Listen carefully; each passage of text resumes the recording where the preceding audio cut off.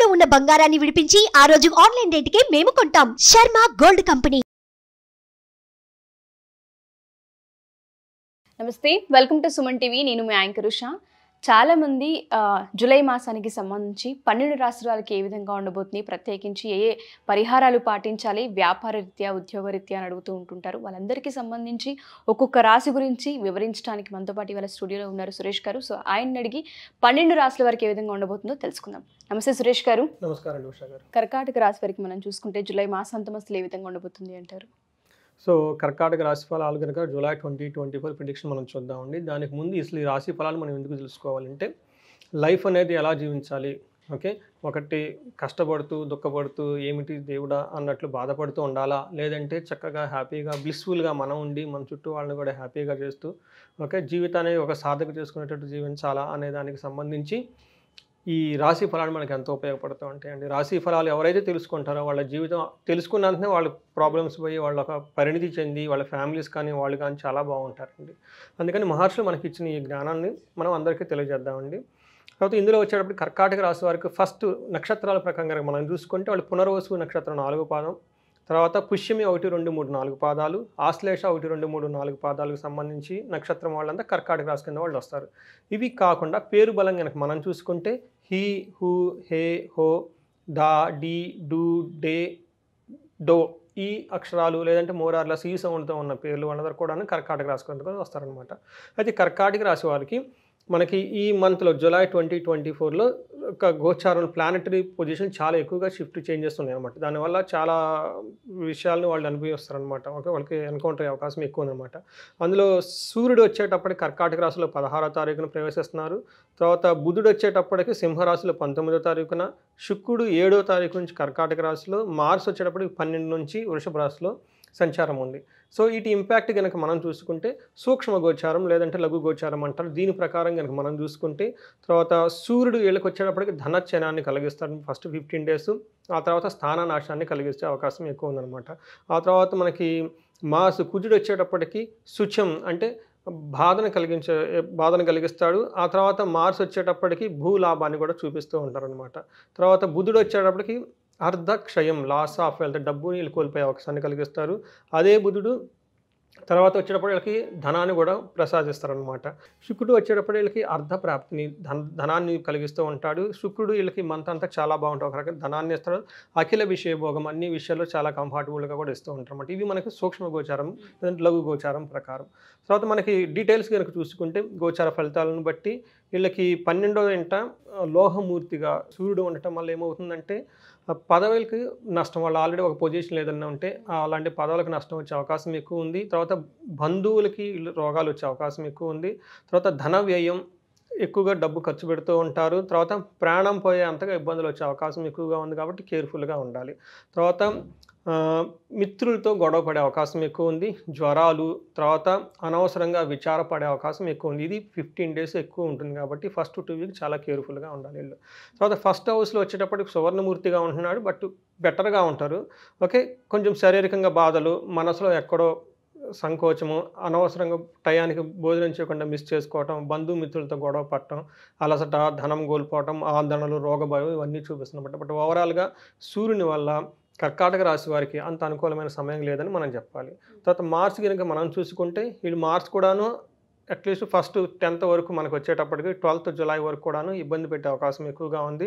అదేంటారు చూడండి, అగ్గిగా ఆగ్నం పోసినట్లు సూర్యుడే సరిగా లేకపోతే మార్సులపై ఇంకా కష్టాలు కలిగిస్తున్నారు. వాళ్ళకి మార్స్ ఎలాంటి కష్టాలను కలిగిస్తారంటే రోగాలు, తర్వాత పసలేని తిండి తినటం, ఎప్పుడూ తిరుగుతూ ఉండే ఒక ఉద్యోగం ఏదైనా వచ్చేసి వృధాగా తిరగటం, తర్వాత కార్యవిఫలం ఏదైనా పని అనుకుంటే ఫస్ట్ 10 డేస్ పోస్ట్పోన్ చేసుకోవడం చాలా బెటరు. సో ఒకవేళ ఫెయిల్ అయినా కానీ టెన్షన్ పడకుండా మళ్ళీ రీస్టార్ట్ చేసుకోవాలి, మెంటల్గా ప్రిపేర్ అవ్వండి. అనారోగ్యం ఉంటుంది, శత్రువుల వల్ల బాధ ఎక్కువ పడుతుంది అన్నమాట. అయితే వీళ్ళకి 12వ తారీఖు నుంచి ఇది మార్స్ చాలా మంచి ఉపయోగాన్ని ఇస్తున్నాడు కాబట్టి సెకండ్ వాక్ నుంచి ఇప్పటి నుంచి ఆరోగ్య లాభం, ధనలాభం ఉంటుంది. చాలా హ్యాపీగా ఉంటారు, వస్త్రలాభం ఉంది, అనుకున్న పనులన్నీ అనుకున్న విధంగా చేస్తారు, ధైర్యంగా ఉంటారు. తర్వాత ఆర్థిక అభివృద్ధి ఉంటుంది, ఆరోగ్యం బాగుంటుంది, ఇష్టమైన వస్తువులు వీళ్ళకి ఏదైనా కనుక అనుకుంటే ఆ వస్తువులు వచ్చే అవకాశం ఎక్కువ ఉంది. సర్వరోగాల నుండి విముక్తి లభిస్తుంది, భూలాభం కూడా కలుగుతుంది.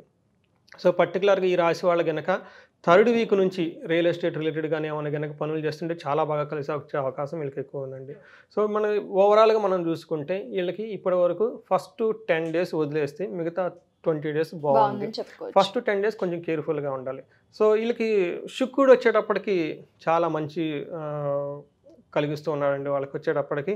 అది కూడా July 7th కనుక చూసుకుంటే వాళ్ళకి ధనలాభం వస్తుంది, మనసులో చౌక్యంగా ఉంటుంది, పరస్త్రీలతో సుఖపడే ఛాన్సెస్ కనిపిస్తున్నాయి. తర్వాత చేసే ఏదైనా పనులు ఉంటుంటే దాంట్లో ధనలాభం వస్తుంది, నూతన వస్తు వాహనాలను కొనుక్కునే అవకాశం ఎక్కువ ఉంది. వెహికల్స్ కానీ ఇంకోటి కానీ ఈ టైంలో కనుక ప్లాన్ చేసుకుంటే ఎప్పుడండి 10th తర్వాత, ఓకే 7th తర్వాత వీళ్ళకి అనుకూలంగా ఉందన్నమాట. సో నూతన వస్తువుల లాభము సుఖంగా ఉంటుంది. తర్వాత విద్యార్థులకి అనుకున్న దాని కూడా ఎక్కువగా రిజల్ట్స్ వచ్చే అవకాశం ఎక్కువగా ఉంది. ఓవరాల్గా బాగుంది.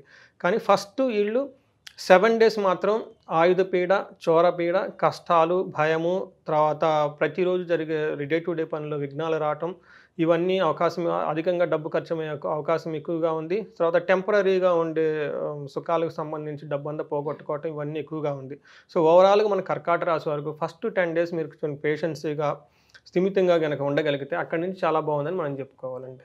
సో ఇది ప్లస్ మనకు నక్షత్రం ప్రకారం కనుక చూసుకుంటే సో వీళ్ళకి పునర్వసు నక్షత్రం వాళ్ళకి పాజిటివ్ సైడ్ కనుక చూసుకుంటే వాళ్ళు ఫంక్షన్స్ అవన్నీ అటెండ్ అయ్యి చక్కగా లగ్జరియస్ భోజనం చేస్తారు, ధనం వస్తుంది, సంపద వస్తుంది, క్షేమంగా ఉంటారు. సో నెగటివ్ సైడ్లో చూసుకుంటే ఈ నక్షత్రం వాళ్ళు ధనం కూడా వస్తుంది, వీళ్ళకి మృత్యు భయం నాశనం చూపిస్తుంది. సో అందుకని ఈ ఒక్క విషయంలో కొంచెం కేర్ఫుల్గా ఉండాలి అని చెప్పేసి వాళ్ళకి ఒక సూచన. తర్వాత పుష్యము నక్షత్రం వాళ్ళకు కూడాను మృష్టాన్నం క్షేమము తర్వాత అంతా బాగుంది. బట్ వీళ్ళకి కూడాను ఎక్కడో ఒక చోట అనుకున్న పని ఫెయిల్ అయిపోయే అవకాశం ఎక్కువ ఉంది, మృత్యు భయం కూడా చూపిస్తుందండి. పుష్యమి నక్షత్రం వాళ్ళు కొంచెం కేర్ఫుల్గా ఉండాలి. సో ఆశ్లేష వాళ్ళకి అగైన్ చూసుకుంటే వీళ్ళకి చాలా అనుకున్న పనులని లాభంగా ఉంటుంది, తర్వాత క్షేమంగా ఉంటారు, సౌఖ్యంగా ఉంటారు, సంపదలు ఉంటాయి. సో అనుకున్న పనులన్నీ అనుకున్న విధంగా చేసుకుంటారు. సో మన నక్షత్రాలు పునర్వసు, పుష్యమి, ఆశ్లేష కనుక చూసుకుంటే పుష్యమి నక్షత్రం వాళ్ళు కొంచెం కేర్ఫుల్గా ఉండాలి. ఆ తర్వాత ఆశ్లేష నక్షత్రం వాళ్ళకి బాగుంది, పునర్వసు నక్షత్రం వాళ్ళకి కూడా బాగుందని మనం చెప్పుకోవాలి. Thank you sir, thank you so much. So పర్సనల్గా ఎవరైనా సరే మీ దగ్గరకు వచ్చి ఈ మాసానికి సంబంధించి మేము విన్నాము ఈ రాశికి, కానీ ఫర్దర్గా ఈ ఇయర్ మొత్తం ఏ విధంగా ఉండబోతుంది, ఏ విషయాల్లో జాగ్రత్తలు వహించాలని అడుగుతూ ఉంటారు. కొంతమంది వివాహానికి సంబంధించి కావచ్చు, లేదు అంటే ప్రెగ్నెన్సీకి సంబంధించి కావచ్చు, కొంతమంది వ్యాపారానికి సంబంధించి కావచ్చు, కొంతమంది విద్యకు సంబంధించి కావచ్చు, కొంతమంది అబ్రాడ్ వెళ్ళే వాళ్ళు కావచ్చు. మాకు సిచ్యుయేషన్స్ అనుకూలంగా లేవు, ఏది చేయాలన్నా అడ్డంకి వస్తూ ఉంది, లేదు అంటే కొన్ని పానిక్ సిచ్యుయేషన్స్ క్రియేట్ అవుతూ ఉన్నాయి, జాబ్ సడన్గా ఇలా చెప్తూ ఉంటుంటారు. వాళ్ళందరికీ కూడా జాతక రీత్యా మనం ఒకసారి పరిశీలించి పరిహారాలు చేసే అవకాశం ఉంటుందా, మీరు అపాయింట్మెంట్ తీసుకునే అవకాశం ఉంటుందా? సో ఉషా గారు, మనం ఈ సిరీస్ చేసిన ముఖ్య ఉద్దేశం ఏంటంటే మహర్షులు ఇచ్చిన ఈ మహాజ్ఞానాన్ని అందరికీ పంచాలి, ఎక్కడ ఆగిపోకుండా. ఇది వేదిక్ ఆస్ట్రాలజీ, మన వేదాల్లో చెప్పిన జ్యోతిష శాస్త్రాన్ని. సో అందుకు సంబంధించి మనం ఆథెంటిక్గా ఒక చిన్న కోర్స్ లాగా డిజైన్ చేసామండి. ప్రతి ఇంట్లో ఒక వేదిక్ ఆస్ట్రాలజీ ఉండాలని చెప్పేసి మన మహర్షుల ఒక ఉద్దేశం అండి. వాస్తు పండితులు ఉండాలి ఇంట్లో, తర్వాత వాస్తు తెలిసిన వాళ్ళు ఉండాలి, జ్యోతిష శాస్త్రం తెలిసి ఉండాలి, అట్లీస్ట్ ఇంటికి ఒకళ్ళు ఈ జ్యోతిష శాస్త్రం తెలుసుకోవాలని చెప్పేసి నాకు ఉన్న మిషన్ అండి. దానికి సంబంధించి ఒక ఫెసిలిటీ మనం ఇచ్చి ఒక చిన్న కోర్స్ లాగా డిజైన్ చేసాం, అది చేసుకోవచ్చండి. రెండోది వచ్చేటప్పటికి ఇండివిజువల్గా వాళ్ళకి కనుక ప్రాబ్లమ్స్ ఏమైనా ఉంటే కనుక మనకి కన్సల్ట్ అయితే మనం వాళ్ళకి ఆస్ట్రాలజికల్కి గైడెన్స్ ఇవ్వచ్చు, వాళ్ళకి చాలా విషయాలు హెల్ప్ చేయొచ్చు అండి, చాలా విషయాలు హెల్ప్ చేయొచ్చు. నాకు రీసెంట్గా ఒకళ్ళు వచ్చారండి, వాళ్ళకి యూఎస్ వెళ్ళాలి, చాలా క్రిటికల్గా ఉంది బయట సిచ్యువేషన్. వాళ్ళు వచ్చినప్పుడు ఒకసారి ఆల్రెడీ పెట్టుకుని వేసా రిజెక్ట్ అయిపోయింది, మళ్ళీ వచ్చేసి ఏంటండి ఎప్పుడు ఉందంటే ఏంటని చెప్పేసి వాళ్ళకి ఆల్రెడీ 2 రోజులు అటు తీసుకుని వెళ్ళబోతుంది. నేను చెప్పాను ఇప్పుడు వద్దండి, ఇది ఆపండి, టైం అనుకూలంగా లేదు, ఒక 3 months ఆగి చేయండి అని చెప్పేసి. మొన్న నాకు మెసేజ్ చేశారు మళ్ళీ, ఏమంటే మీరు చెప్పిన ప్రకారం కరెక్ట్గా ఇప్పుడు చేసామండి, వీసా వచ్చేసిందండి అని చెప్పేసి. ఏమవుతుందంటే మనం చాలా ఖర్చు పెట్టుకొని చేస్తూ ఉంటాం అనమాట. అయితే సో మనకి ఆస్ట్రాలజికల్గా ఏది ఫేవరబుల్గా ఉంది, ఏది ఫేవరబుల్గా ఉన్న విషయాలు మనకి జ్యోతిష్ శాస్త్రం మనకి ఎన్నో విషయాలు చెప్తూ ఉంటాయి కాబట్టి వాటిని అనుకొని చేసి జనాలు ఏంటంటే ఎఫర్ట్లెస్ జర్నీగా మనం చేయాలని చెప్పేసి కోరుకుంటున్నాము. ఇంతేకాకుండా మనకి ఆర్థిక ఇబ్బందులు పడుతూ ఉంటారండి. సో మనం కనకదారని ఒక ప్రోగ్రామ్ చేసాం, మంచి రెస్పాన్స్ వస్తుంది, చాలామంది దాన్ని వినియోగించుకుంటూ ఉన్నారు కూడాను, ఆర్థికంగా ఎదగటానికి, అప్పుల బాధంతా పోవటానికి. సో అలాంటి వాళ్ళు కూడాను మనకి ఈ స్క్రీన్ మీద కనిపిస్తున్న నెంబర్ కనుక కనెక్ట్ అయితే మనకి వాళ్ళకి గైడెన్స్ ఇవ్వచ్చండి. తప్పకుండా sir. Thank you sir, thank you so much. Thank you. So ఎవరైనా సరే మా ఈ ఎపిసోడ్ కనుక చూస్తే కనకదార హోమం ప్రత్యేకించి ఎవరైతే అప్పుల బాధతో ఇబ్బంది పడుతూ ఉన్నారు, లేదా సకాలంలో మనీ రావట్లేదు, స్ట్రక్ అయిపోతుంది అనుకుంటూ ఉంటారు, వాళ్ళందరికీ కూడా ఈ హోమం చాలా పెద్ద హెల్ప్ అవుతూ ఉంటుంది.